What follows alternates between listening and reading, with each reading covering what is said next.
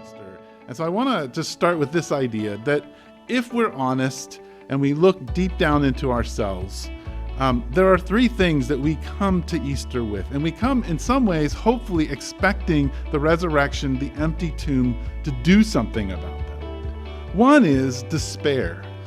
And I think all of us have elements of despair in our life. And in particular right now, when maybe we've been sequestered or we've gotten sick or we're worried about our job being lost or we have lost our job or we're just kind of concerned about the economy or just being around all the uncertainty begins to produce a despair in us, a sense of hopelessness in us. For some of us, that despair leads us really into a fear and an anxiety. We're afraid.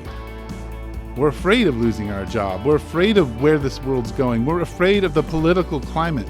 We're afraid of how long we're going to last being cooped up in our home. We're afraid. And that's legitimate. We come to Easter with despair, and we come to Easter, at least if we're honest, a little ways down, we come with fear. But last, and I think that fear and despair kind of bring these about, is doubt. That we have doubt.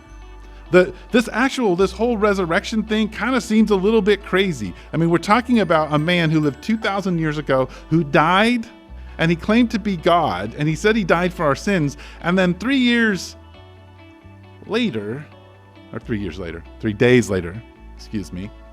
days later, he arose from the dead, and his disciples believed that it happened. And now you and I are saying that we believe it happened, or at least we're wrestling with that, but we've never seen Jesus. And this seems kind of fantastic. So if we're honest, when we face grief or when we face despair and fear, we end up in a place of at least some element of doubt. In order to deal with those things, and in order to hear the message of the resurrection, you and I have to use our imagination. We have to be willing